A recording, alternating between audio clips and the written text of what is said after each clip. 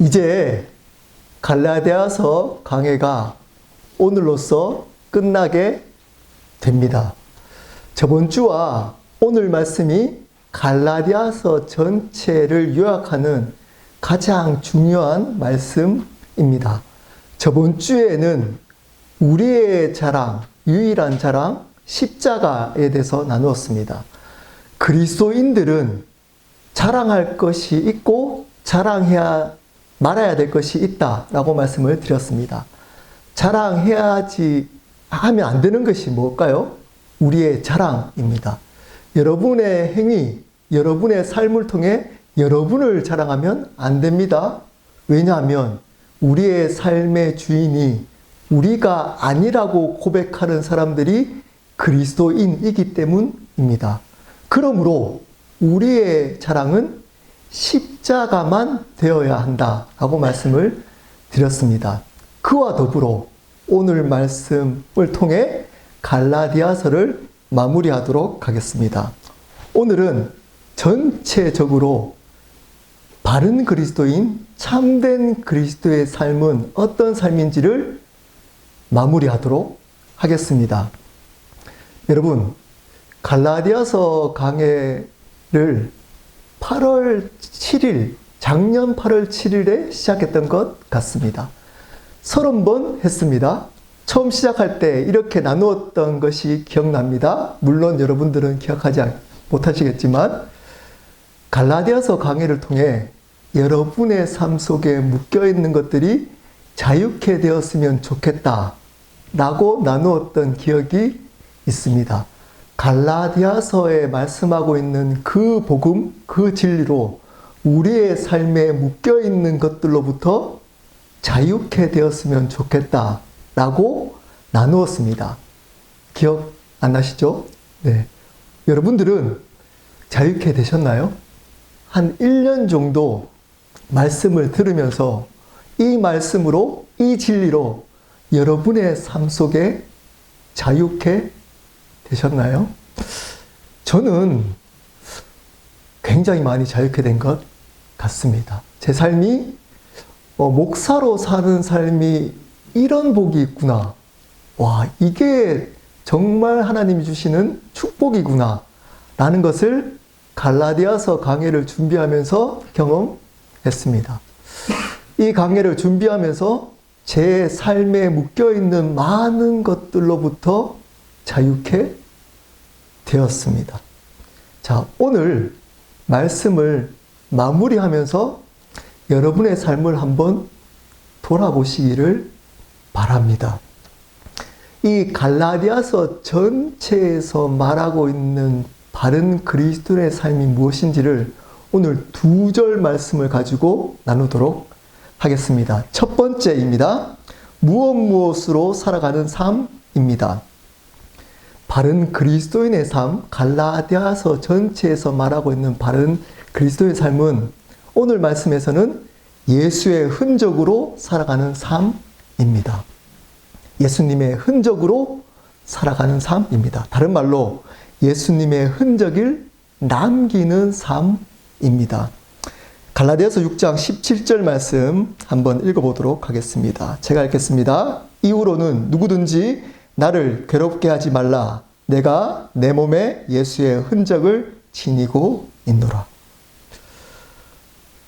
이 말씀을 하고 있는 바울의 감정이 느껴지시나요? 이렇게 시작합니다. 이후로는 누구든지 나를 괴롭게 하지 말라. 왜 이런 말을 했을까요? 바울의 삶은 괴롭힘을 당하는 삶을 살았기 때문입니다. 그렇기 때문에 더 이상 나를 괴롭히지 말라는 겁니다. 여러분 삶 속에서도 이런 괴롭힘을 당하는 분들 계십니까? 이 바울은 어떤 괴롭힘이 있었을까요? 제가 강해 초에 이야기한 적이 있습니다. 바울은 서신서를 통해 이 괴로움을 계속적으로 항변했습니다. 뭘까요? 바울의 사도권입니다. 바울 스스로가 자기가 사도라고 칭했기 때문에 그것을 들은 유대 사람들 또는 그리스도인들 사이에 공격을 당했습니다. 사도는 어떤 사람을 사도라고 했을까요? 예수님을 직접 경험한 12명, 유다가 자살했으니까 마띠아, 따로 뽑았던 마띠아까지 12명, 그리고 사람들이 어느 정도 인정하는 바나바 정도가 그 당시에 초대교회의 사도라고 불려졌습니다. 근데 이 바울이 다른 사람들이 사도라고 인정해 주지도 않는데 스스로 자기를 어떻게 소개했을까요? 사도, 바울. 우리도 지금 입에 붙어 있잖아요. 그냥 바울이 아니고 사도, 바울이라고 하잖아요. 스스로가 자기가 사도라고 칭했던 겁니다. 그것을 들은 사람들이 바울을 미워하고 공격했습니다. 충분히 이해가 됩니다. 바울은 그리스도인들을 잡아 죽였던 일을 했던 사람입니다. 과거에 살인 전과가 있습니다. 직접적으로, 간접적으로 살인 전과가 있었던 사람입니다. 그리고 예수님을 만났다는 것을 스스로 이야기하고 바나바라는 영적인 인물을 통해 세워짐 당한 사람입니다. 사람들한테 전체적으로 인정받았던 사람이 아니었습니다. 근데 뜬금없이 나타나서 자기가 사도라고 말하고 있는 겁니다. 여러분, 만약에 어떤 분이 과거에 살인 전과가 있어요. 그리고 자기 스스로가 신학 교육도 안 받고 목사라고 주장한다면, 목사라고는 못하겠죠. 사역자, 하나님이 나를 풀타임 사역자라고 불러주셨다라고 하면서 하나님을 만났다라고 앞에서 복음을 전하고 있다면 여러분, 그 사람을 인정할 수 있나요? 쉽지 않습니다. 그 사람을 정말 하나님을 만났구나 인정하기가 쉽지 않습니다. 지금 바울이 그러고 있는 겁니다. 저도 마찬가지일 수 있습니다. 제가 신학 공부를 안 하고 여러분 앞에 또 과거를 알아보니까 문제가 많았어요, 과거에. 그런데 제가 앞에서 이렇게 말씀을 전하고 있으면 제 말씀을 들을까요? 그러기 쉽지 않습니다. 어쩌면 바울이 이상하고 공격하는 그들이 정상일 수 있습니다. 중요한 거는 바울이 왜 이렇게 스스로 사도라고 주장했느냐입니다. 바울이 사도라는 칭함을 받으면서 자기가 인정받는 사역자로 살기 위함이었을까요? 여러분, 만약에 그랬으면 사도 바울은 선교하러 이방인으로 돌아다니지 않았을 겁니다. 어느 정도 인정받는 예루살렘 교회의 담임 목회자로 부흥하고 있는 큰 교회 담임 목회자로 평생을 지냈을 겁니다. 근데 바울은 그렇지 않았습니다. 고난이 있더라도 힘든 지역에 복음을 전하러 다녔습니다. 그럼 일단은 자기 자신을 위한 것은 아니라는 겁니다. 사도권을 주장했던 것은. 그러면 왜 주장했을까요? 바로 자기가 전한 복음의 권위 때문이었습니다. 그냥 평신도로 복음을 전하는 것보다 사도로 복음을 전하는 그 권위가 있기 때문입니다. 왜냐하면 이방인들에게 전도할 때 거짓 교사들이 바울이 전하는 복음을 계속적으로 잘못된 거짓 복음이라고 공격했기 때문입니다. 그래서 나는 하나님이 사도로 불러주셨다라는 것으로 복음을 전하는 그 복음이 바르다라고 권위를 주장할 수 있었기 때문에 사도권을 주장했던 겁니다. 오늘 그러면서 뒤에 괴롭히지 말라. 더 이상 이 사도꾼으로 괴롭히지 말라고 하면서 그 이유를 이야기를 합니다. 어떻게 얘기하는지 한번 읽어보겠습니다. 내가 내 몸에 예수의 흔적을 지니고 있노라. 예수의 흔적이라고 할 때 이 흔적, 제가 헬라어나 원어를 잘 얘기하지 않지만 이것은 중요하기 때문에 아셔야 됩니다. 많이 들었을 겁니다. 흔적은 헬라어 원어로 스티그마입니다. 스티그마. 흔적. 들어보셨죠? 스티그마. 스티그마가 있다는 겁니다. 스티그마가 뭐냐 하면 그때 당시에 소나 양에게 소유주가 자기 것이라는 것을 주장하기 위해서 불에 지져서 몸에 새긴 낙인입니다. 인인 겁니다. 몸에다가 표시한 것입니다. 그것을 보고 그 소나 양의 주인이 누구인지를 아는 겁니다. 바울이 자기의 삶 속에, 자기 몸에 주인의 흔적이 있다는 겁니다. 주인이 누군가요? 바울의 주인이? 예수님. 예수의 흔적입니다. 나의 흔적, 이 세상의 흔적, 내 삶을 살아갔던 흔적이 아니고 예수의 흔적이란 말은 예수님을 위한 흔적. 예수님이 나의 삶의 주인이라는 흔적이 있다는 겁니다. 내 몸에. 그래서 괴롭히지 말라는 겁니다. 자, 풀어서 한번 이것을 이야기를 해볼까요? 이런 겁니다. 여러분들, 내가 스스로 사도라고 주장하는 것에 대해서 더 이상 좀 공격하지 마십시오. 이렇게 사도라고 내 스스로 주장하는 것은 내가 인정받기 위함이 아닙니다. 내 사역을 인정받기 위함이 아닙니다. 이렇게 하는 이유는 예수님 때문입니다. 여러분, 지켜보십시오. 여러분, 자세히 보십시오. 내 삶에, 내 몸에 예수님의 흔적이 있습니다. 예수님을 위해서 살아왔던 그 고난들이 있습니다. 그렇기 때문에 사도꾼을 주장하는 것이 나를 위한 것이 아니고 바로 예수님을 위한 것입니다. 그렇기 때문에 이제 제발 괴롭히지 마십시오. 이 흔적이 어떤 흔적일까요?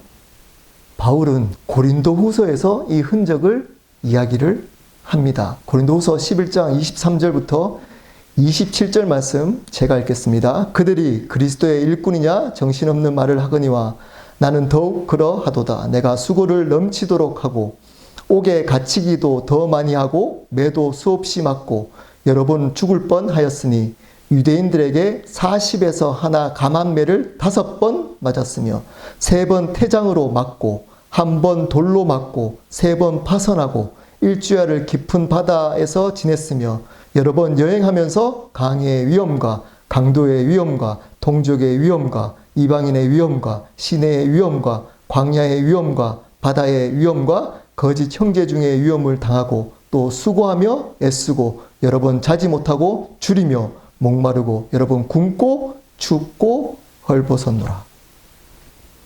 여러분, 오늘 나왔던 이 고난들 중에 여러분이 하나라도 당했으면 하나님을 원망했을지도 모릅니다. 지금 있는 이 고난들 중에 여러분들이 하나라도 당했으면 하나님을 안 믿겠다라고 할 수도 있습니다. 아니, 어떻게 나한테 이럴 수가 있습니까? 제가 신앙생활 잘 하는데 어떻게 이런 고난을 나에게 줄 수 있습니까? 라고 할 수 있습니다. 근데 고린도후서 여러분, 이 11장 윗절 그리고 아랫절을 보면 이 얘기는 어떻게 시작된 걸까요? 자랑 얘기하면서 시작됐습니다. 자랑. 내가 너희들에게 자랑할 것이 있다. 라고 이야기하면서 이야기를 하고 이 고난으로부터 오는 나의 약함이 바로 자랑이다. 라고 이야기를 하고 있습니다. 여러분, 한번 설명해 볼게요. 그 바울이 받았던 고난, 40에서 하나 감한매를 5번 맞았답니다. 채찍으로 그때 당시에 죄인들을 때렸습니다. 40번, 쇠가죽을 꼬아서 40번이 아니고 한 번 적은 39번. 신명기 25장 1절부터 20절에는 죄인을 때릴 때 40번까지만 때리도록 합니다. 왜 그럴까요? 40번이 넘어가면 죽을 수 있기 때문입니다. 그러므로 죽기 전까지 39번 맞았단 말은 죽기 전까지 맞았다는 겁니다. 거의 죽을 정도로 맞았다는 겁니다. 그것 한 번 아닙니다. 몇 번? 5번을 그런 경험이 있었다는 겁니다. 그리고 3번 태장. 여러분, 태장이 뭔지 아십니까? 이 앞에서 39번 맞은 것보다 더 심한 겁니다. 태장은 그때 당시에 너무 심한 체벌이었기 때문에 로마 시민에게는 하지 않았습니다. 이 태형은 어떤 거냐 하면 아까 채찍 때렸던 그 채찍 앞에다가 납으로, 뾰족한 납으로 박아 넣습니다. 그리고 그것으로 때리는 겁니다. 때릴 때마다 살점이 떨어져 나갑니다. 그래서 대부분 이것을 막다가 기절해서 죽어버립니다. 죽으면 그냥 죽이는 거고 살면 하나님의 은혜라고 살려주는 태형인 겁니다. 그 태형을 3번 받았다는 겁니다. 그리고 한 번 돌로 맞고, 여러분 사도행전 보신 분들은 기억나는 장면이 있을 겁니다. 사도행전 14장에 복음을 전하다가 돌로 맞아가지고 죽은 줄 알고 성 밖으로 쫓아냈던 적이 있습니다. 시체인 줄 알고. 그 경험을 이야기를 합니다. 그리고 3번 배가 뒤집어졌답니다. 그래서 일주일 동안 바다 가운데 떠돌았답니다. 그리고 전도여행을 하면서 자연의 위험들, 강의 위험, 강도의 위험, 동족의 위험, 이방인의 위험, 시내의 위험, 광야의 위험, 바다의 위험, 거짓 형제 중의 위험, 사람과 자연재해의 위험들을 받으며 살아갔다는 겁니다. 그래서 어떻게 살아왔는지 결론 짓고 있습니다. 수고하고 애쓰고 여러 번 자지 못하고 줄이며 목마르고 굶고 춥고 헐벗었다. 이것 중에 하나만 있으면 불평한다니까요, 우리는. 근데 어떤 말인가요? 네, 가장 비천한 삶을 살았다는 겁니다. 여러분, 바울 생각하면 어떤 모습이 떠오르나요? 대부분 영화의 주인공처럼 굉장히 멋진 옷을 입고 복음을 전하는 바울의 모습을 상상하시면 안 됩니다. 키 작고 대머리고 눈이 잘 안 보여서 눈을 지그시 감고 이렇게 다녔던, 옷이 흰색 옷이 꺼멓게 되어서 구멍이 나 있는 옷을 입으며 살아갔던 사람이 바울이었습니다. 왜 이렇게 살아갔을까요? 이 바울은 왜 이 삶을 살아갔을까요? 앞에서 얘기했잖아요. 예수님이 자기 삶의 주인이셨기 때문입니다. 이제는 자기의 삶의 주인이 자기가 아니었기 때문입니다. 자기의 주인 되시는 그분을 위해서 받는 그 스티그마로 삶을 살기로 결단했기 때문입니다. 그래서 이 바울은 이 삶을 살아갔던 겁니다. 여러분, 여러분의 삶 속에 여기에 하나라도 예수님 때문에 포함되어 본 적이 있습니까? 이 일을 겪어본 적이 있나요? 이 정도가 아니라도 원망합니다. 이 정도가 아니라도 살아계십니까, 하나님? 당신 어떻게 나한테 이럴 수가 있습니까? 라고 이야기를 합니다. 근데 바울은 더 충격적인 이야기를 합니다. 뒤에 30절에 이것이 나의 자랑이다. 이것이 나의 자랑이다. 이 말이 여러분 어떻게 들리시나요? 그냥 아무 무게 없이 그냥 들리시나요? 여러분, 그렇게 들리시면 여러분은 주인이 바뀐 사람들이 아닙니다. 아닙니다. 바울은 이것이 자랑이었습니다. 이것으로 자기의 몸에 이 고난의 흔적이 있는 것 때문에 사람들이 자기를 보고 바울을 안 보고 야, 형편없네. 야, 너 어찌 거지같이 이렇게 사냐. 너 별품 없구나. 라고 이야기를 하면서 흔적을 보여줍니다. 그래, 맞아. 나는 볼품 없어. 하지만 나의 삶의 주인이 이런 삶을 살았던 이유가 예수 그리스도가 내 삶의 주인이셨기 때문이야. 나는 그 고백 때문에 이 삶을 살았던 겁니다. 근데 반전이 일어났습니다. 은혜의 아이러니가 일어났습니다. 여러분, 여기에 자유함이 보이나요? 여기에 자유함이 보이나요? 저는 여기에 자유함이 보입니다. 이 바울의 자유함. 아이러니가 일어났습니다. 바울의 삶의 주인이 예수 그리스도가 되니까 고난들로부터 자유해졌습니다. 바울. 그래서 이 고난을 받아들일 수 있었던 겁니다. 자유해졌기 때문에. 여러분, 만약 한번 생각해 보십시오. 바울이 복음을 전하다가 40에 하나 되는 매를 맞다가 죽을 뻔했어요. 여러분, 만약에 여러분이라고 생각해 보십시오. 그런 경험을 했어요. 예수 전하다가 사람들한테 너무 수치스러움, 죽을 것 같은 수치스러움이나 고난을 당했어요. 거기 가서 복음을 또 전할 수 있겠나요, 여러분? 없습니다. 저도 자신 없습니다. 근데 5번 또 전합니다. 그랬더니 살아나니까 3번 태장을 때려요. 근데 또 전해요. 3번 맞은데도. 파선됐습니다. 또 전해요. 위협합니다. 또 전해요.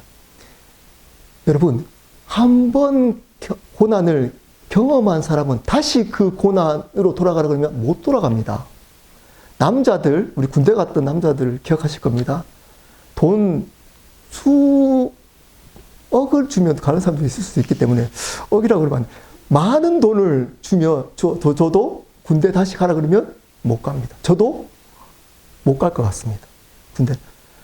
거기에서 겪었던 고난을 알기 때문입니다. 여러분, 제가 미국에서 한 15년 힘들었던 그 기억을 다시 그곳으로 돌아가라 그러면 못 갈 것 같습니다. 왜냐하면 그 고난의 기억이 너무 힘들었기 때문입니다. 바울은 근데 반복합니다. 정신병자인가요, 바울이? 반복합니다.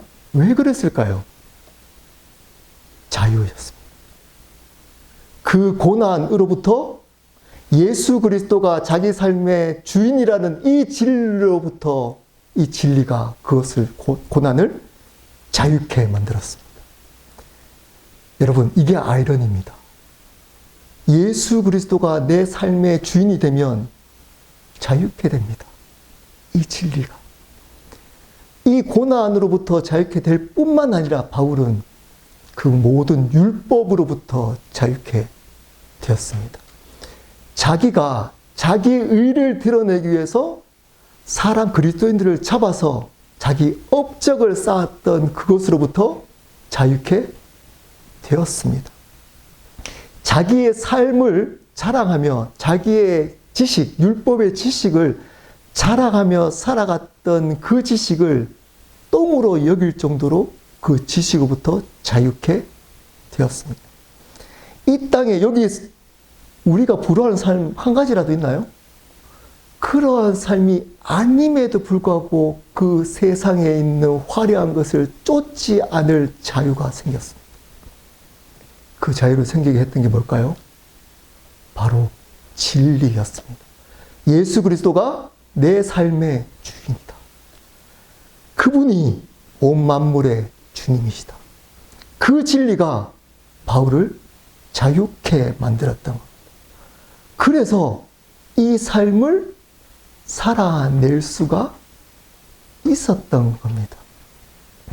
여러분, 예수님의 스티그마를 남기는 삶을 살수록 자유케 됩니다. 반대로 얘기해 볼까요? 여러분, 왜 자유케 안 되고 세상에 묶여서 살아갈까요? 좀 더 나의 행복을 위해서 이런 것들을 가지면 행복해질 거라고 기도하고, 말씀도 심지어 예배도 헌금도 봉사도 그것을 위해서 왜 살아갈까요? 거기 묶여서 왜 묶여 있을까요? 여러분 삶 속에 예수 그리스도의 흔적이 없기 때문입니다. 예수 그리스도의 스티그마가 여러분 삶 속에 몸에 새겨져 있지, 강하게 불로 지져서 새겨져 있지 않기 때문입니다. 대충 희미하게 주인이 누구인지 자세히 봐도 모르는 그 흔적만 있기 때문입니다. 정확하게 불로 몸에 새겨져 있지 않기 때문입니다. 새겨지면 자유해집니다. 이것이 확실해지면, 명확해지면, 내 삶의 주인이, 내 생명이 내 것이 아닌 것이 명확해지면 이 세상으로부터, 모든 것으로부터 자유케 됩니다. 근데 그렇지 않으면 계속 묶여서 살아갑니다. 심지어 이 교회 안에서도 율법에 묶여서 살아갑니다. 이거 지켜야 돼. 이거 해야 돼. 이런 거 해야지 좋은 그리스도인이야. 여러분, 안 해도 새겨지면 좋은 그리스도인인 겁니다. 기억하십시오. 그것이 자유케 됩니다. 자유케 만들 겁니다. 근데 이 얘기를 할까 말까 고민하다가, 갈라디아서 제 설교 많이 듣는 것도 아니고, 그러니까 해야겠습니다. 이것을 가장 하지 않고 이 정확하게 새겨져 있지 않는 삶을 먼저 살아가는 사람들이 있습니다. 현대 교회. 누군가요? 목사들입니다. 목사들. 여러분, 속으시면 안 됩니다. 목사들이라고 그런 삶 당연히 사는 것 아닙니다. 제가 한번 왜 그런지 설명해 드릴게요. 제 얼굴에 침 뱉기지만, 목사님들이 지금 이렇게 한 요 정도 교회에 있다가 한 200명, 300명 교회 갈 수 있을까요? 없을까요? 네, 있습니다. 네, 있습니다. 하나님 뜻이 있으면 갈 수 있습니다. 근데 반대로 한번 얘기해 볼게요. 이런 교회에 있다가 정말 한 가정 있는 가정교회, 한 두세 사람 모이지 않는 그 교회에 또 갈 수 있을까요? 없을까요? 네, 갈 수 있습니다. 근데 가는 목사님 본 적 있으신가요? 여러분들 본 적 있으신가요? 네, 일단 저도 거의 본 적 없습니다. 거의 본 적 없습니다. 내려놓고 다 이제 은퇴해서 가는 분들은 있습니다. 근데 거의 없습니다. 갈 수는 있습니다. 근데 거의 90%가 거의 그렇게 갑니다. 그 말은 의미가 뭘까요? 뭘까요? 네. 그러한 고난들보다는, 이런 흔적보다는 나의 흔적을 추구하며 살아가는 겁니다. 예수의 흔적을 쫓아 살아가는 게 아니고 나의 흔적을 쫓아 살아가는 겁니다. 목사들이. 그러면서 하나님 은혜를 얘기합니다. 근데 성도들이 모입니다, 거기에. 왜 그럴까요? 네, 맞아 떨어집니다. 성도들의 요구와. 그 요구와. 성도들은 뭘 요구하죠? 기도 열심히 해서 내 비즈니스가 더 잘 되게, 우리 자녀가 좋은 대학 가서 좋은 삶 살도록, 그 능력 있는 목사님을 통해 그 일들을 하도록 만드는, 그렇게 나의 흔적을 찾아서 성공했던 그 목사님을 통해 이 세상에 나의 성공, 나의 흔적을 남기는 그 사람들이 모이는, 그것을 부흥이라고 얘기하고 있는 이 세대. 여러분, 바울의 이야기 중에 그 얘기가 있나요? 여기에? 예수님의 삶 속에 그 모습이 있나요? 없습니다. 제가 말씀으로는 꽤 존경하는 목사님이 있어서 제가 강의 설교를 다 준비하고 항상 제 설교가 성경적으로 맞는지 안 맞는지를 몇몇 목사님의 설교를 듣고 확인합니다. 그 중에 한 분의 목사님이 이렇게 설교를 하셨습니다. 여러분, 창조주 하나님이신 그분이 피조물이 우리를 위해 이 땅 가운데 내려오셨다면, 그게 진짜라면 여러분이 받고 있는 그 권한을 불평할 수 있나요? 여러분이 모든 것을 내려놓고 더 낮아지는 것은 당연한 겁니다. 높아져야 되는 게 아니고 그분이 내려오셨기 때문에 우리는 더 내려가야 하는 겁니다. 아멘 이라고 합니다. 근데 그분은 적은 교회로부터 중흥교회 교회 그리고 큰 교회로 옮겨오셨습니다. 그 말에 능력이 있을까요? 능력이 있을까요? 저는 없다고 생각합니다. 그것은 목사이기 때문에 하는 쇼일 수 있습니다. 아무리 옳은 얘기를 하더라도 그 삶의 열매를 보면 그 사람이 무엇인지 알 수 있습니다. 여러분, 예수님의 흔적을 쫓아 살아가야 되는 겁니다. 그것을 남기기 위해 살아가는 것이 우리 믿는 자의 삶입니다. 우리 믿는 자의 삶은 그 삶밖에 없습니다. 다른 삶은 없습니다. 이 삶 말고 성경에 다른 삶을 제시한 것이 있나요? 있나요? 없습니다. 근데 왜 그렇게 교회는 그렇게 높아지라고 얘기할까요? 왜 그렇게 성도들은 기도하고 비즈니스 잘 되고 돈 많이 벌고 좋은 애들 학교, 내 자식 좋은 대학 보내고 좋은 직장 보내는 것들을 은혜라고 얘기하고 감사할까요? 말씀을 믿지 않기 때문입니다. 복음을 알지 못하기 때문입니다. 여러분, 복음이 뭔가요?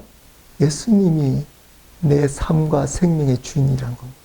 내가 주인이 아니고 나는 죽고 그분이 주인이라는 겁니다.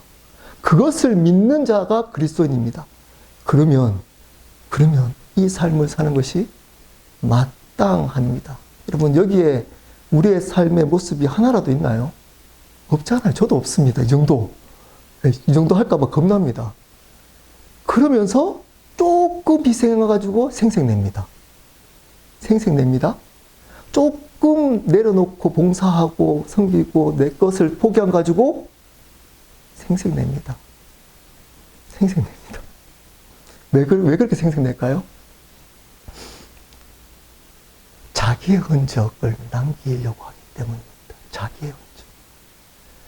예수님의 스티그마를 찢어야 됩니다. 찢어야 됩니다. 그래야 자유케 되는 겁니다. 고난, 세상의 것들로부터 사람의 눈, 상처, 아픔 이런 것들로부터 자유케 되는 겁니다. 이것이 그리스도의 삶입니다. 근데 이 삶을 살아가는 자들이 너무나 적습니다. 이런 얘기하는 곳에 사람들이 오지 않습니다. 위로해달라고 합니다. 더 축복해 줄 겁니다. 하나님께서 도와주실 겁니다. 기도받으러 오는 이유도 더 그와 맞서 싸워야 되는 겁니다. 그래야 자유케 됩니다. 제가 이것을 알고 갈라디아서에서 지속적으로 이 얘기를 하고 있잖아요. 자유케 되었습니다. 사람들의 눈으로부터, 그리고 내 자신에 대한 실망, 그리고 내 자신을 보면서 포기와 상처, 아픔, 기대치가 없어졌습니다. 저에 대해서. 별로 기대치가 없어요. 옛날에 기대치 있었거든요. 네. 근데 없어졌어요. 없어지니까 자유케 되었습니다. 은혜만 남았습니다. 그랬더니 자유케 되었습니다. 지금도 조금만 힘들어도 이러고 있습니다. 힘듭니다. 왜 그럴까요? 이거 왜 그럴까요? 제 흔적을 여전히 내 죄성은 내 흔적을 남기라고 하고 있기 때문인 겁니다. 그냥 이게 되면 이거 자랑합니다. 그냥. 자랑. 이 바울처럼. 그래서 저는 바울을 좋아합니다. 이 삶을 살았던 그냥 이 삶 우리가 뒤에서 이제 뒤에 가서 바울을 끄집어내서 그 바울을 통해서 하나님이 말씀을 전해줬기 때문에 이 바울의 이야기를 알고 있는 겁니다. 그때 당시에 바울이 유명했을까요? 그렇지 않았습니다. 관심 별로 없었습니다. 미친놈. 자기 혼자 사도라 그러고 돌아다니면서 저 볼품없는 대머리, 키 적고 말 더듬거리는 눈도 잘 안 보이는 그 사역자, 공격하기 딱 좋은, 왕따시키기 딱 좋은 사역자였습니다. 무명해. 이 삶을 사는 것이 그리스도인인 겁니다. 두 번째, 그리스도인 삶은 예수님의 은혜로 살아가는 삶입니다. 우리 6장 18절 함께 읽어보도록 하겠습니다. 시작. 너희 심령에 있을지어다. 아멘. 처음에 시작할 때로 은혜로 축복하고 마지막도 은혜로 끝냅니다. 왜 그럴까요? 바울에게는 이 은혜가 다였기 때문입니다. 이 그리스도의 은혜가 그것을 가능하게 만들었기 때문입니다. 이 은혜가 이 삶 가운데 바울은 다였기 때문입니다. 그 은혜가 어떤 은혜인가요? 우리 주 예수 그리스도의 은혜입니다. 우리입니다. 우리. 여러분, 공동체가 그래서 필요한 겁니다. 나만의 은혜가 아닙니다. 우리의 은혜였습니다.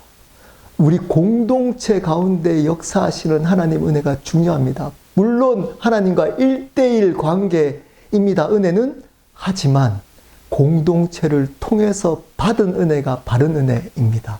여러분, 홀로 받는 은혜, 바울은 한 번도 주장한 적이 없습니다. 그렇게 떠돌아다니면서 사람들에게 핍박받으면서도 교회 공동체를 중요시 여겼습니다. 왜 그럴까요? 은혜는 우리로, 우리 주 예수 그리스도로부터 오는 은혜이기 때문입니다. 그리고 그 은혜는 예수님을 주로 고백하는 은혜입니다. 주 예수 그리스도의 은혜입니다. 그분을 주님이라고 고백할 때 오는 은혜입니다. 내가 받은 은혜가 아닙니다. 내가 원하는 은혜가 아니고 예수 그리스도가 내 삶의 주인일 때 오는 그 은혜입니다. 그 은혜가 심령에게 있어야 된다라고 이야기해주고 있습니다. 그게 마음에 심겨져야 하는 겁니다. 그 은혜가. 여러분, 주일 예배 왜 오시나요? 대부분 분들은 물어보시면 은혜 받기 위해 옵니다. 라고 이야기합니다. 바른 고백이 아닙니다. 그렇게 쓰지 말라는 거 아닙니다. 그렇게 쓰더라도 바르게 알아야 됩니다. 여러분, 여기에 은혜 받기 위해서 오는 것 아니고 은혜를 잊지 않기 위해서 오는 겁니다. 은혜를 다시 발견하기 위해서 오는 겁니다. 본질적인 은혜는 받는 것이 아니고 발견하는 겁니다.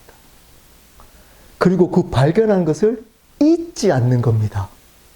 은혜는, 여러분, 은혜 받았다라고 할 때 한번 생각해 보십시오. 여러분, 은혜 받은 적이 있잖아요. 여러분, 지금 은혜 받고 계신가요?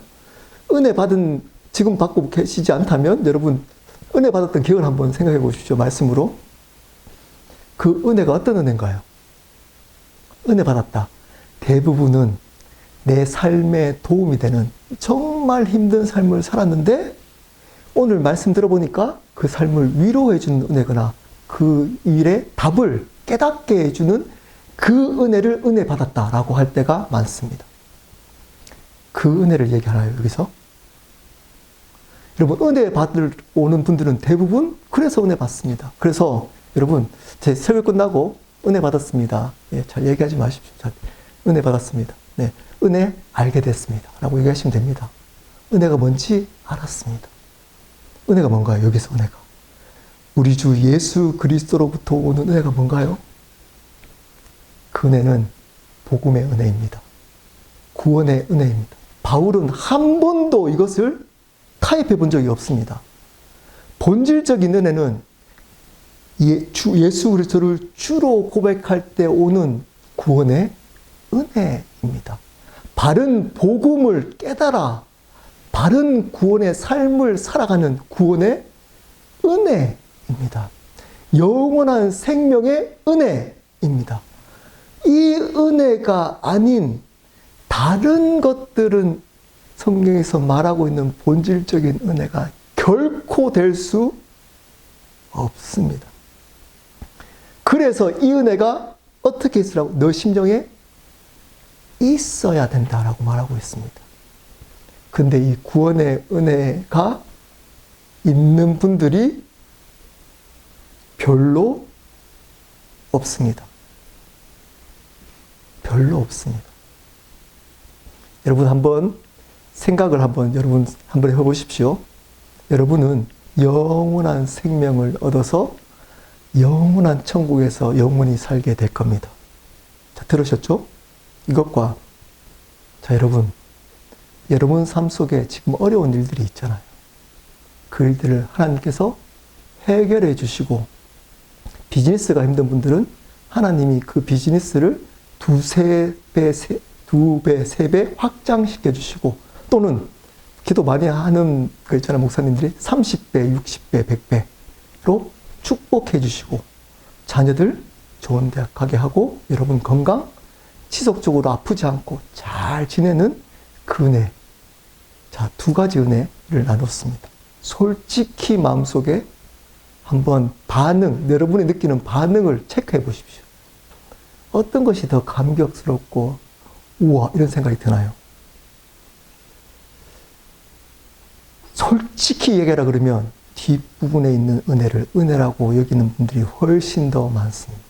여기에 감격하는 사람들이 훨씬 많습니다. 앞에를 아무리 얘기해도 감격하지 않습니다. 근데 이 문제들이 해결되면 감격해서 웁니다. 하나님 은혜가 너무 크다고 웁니다. 내 상처 회복시켜 주신 은혜, 하나님께서 이렇게 힘든 구렁텅이에서 건져주신 은혜, 죽을 병에서 살려주신 은혜, 내 비즈니스가 정말 망할 것 같고 내가 그 때문에 힘들었는데 우리 가정이 무너질 것 같았는데 우리 가정을 살려주셨던 회복시켰던 그 은혜 가지고는 웁니다. 근데 예수 그리스도가 여러분을 위해서 십자가에 창조주신 그분이 십자가에서 여러분을 위해서 돌아가시고 수치, 아까 했던 태장을 받으시고 부활하셔서 여러분에게 영원한 생명을 주셨습니다. 아무 관계가 없습니다. 목사들 아무 관계가 없습니다. 더 큰 교회, 더 부흥하는 것, 더 내가 더 좋은 자리로 가는 것, 거기에만 은혜라고 하고 있습니다. 여러분, 예수님의 은혜로 살아가는 겁니다. 이 은혜, 구원의 은혜가 아는 사람들은 여러분, 오늘 이 자리에 있는 것이 은혜라는 것을 압니다. 어떤 모습이 있든 여러분 하는 모든 것들이 눈 떠서 우리가 숨 쉬고 있고 내일이 여러분 자동적으로 주어지나요? 여러분, 자동적으로 주어지지 않습니다. 하나님의 은혜가 있어야 내일이 오는 겁니다. 오늘 이 자리에 있는 것이 은혜라는 것을 발견해냅니다. 내 삶은 영원한 생명이고 이 나머지는 보너스란 거 압니다. 다 은혜입니다. 이것이 은혜되면 이것이 다 은혜입니다. 숨 쉬고 있는 것, 살아있는 것, 먹을 수 있는 것, 심지어 고난까지라도 은혜라고 고백합니다. 바울이 그랬습니다. 그렇다면 우리도 마땅히 그렇게 살아가야 하는 겁니다. 말씀을 마무리하도록 하겠습니다. 여러분 삶 속에 어떤 묶임들이 있나요? 건강에 아픔으로부터 오는 묶임일 수 있습니다. 재정의 문제, 과거의 상처의 문제, 죄의 문제, 미래에 대한 두려움의 문제, 죽음에 대한 두려움의 문제. 여전히 여러분의 삶을 보고 여러분의 모습을 보고 실망해서 오는 죄책감, 실망의 문제. 여기에 묶여서 많은 분들이 살아갑니다. 심지어 교회 다니는 분들, 그리스도인들이라고 하는 사람들도 심지어 입으로 예수님이 내 삶의 주인이라고 하는 사람들도. 근데 그것으로부터 자유케 되는 그 유일한 방법은 바른 복음으로 살아가는 겁니다. 바른 복음을 아는 겁니다. 바른 복음이 뭔가요? 여러분이 주인이 아니라는 겁니다. 여러분을 위해서 살아가면 안 된다는 겁니다. 비즈니스, 가정의 일, 재정, 건강, 여러분을 위해서 존재하면 안 된다는 겁니다. 그것이 복음, 바른 복음입니다. 그것을 믿는 것, 그렇게 믿을 때 어떤 삶을 살게 된다고요? 예수님을 위한 흔적을, 스티그마를 남기며 삶을 살게 됩니다.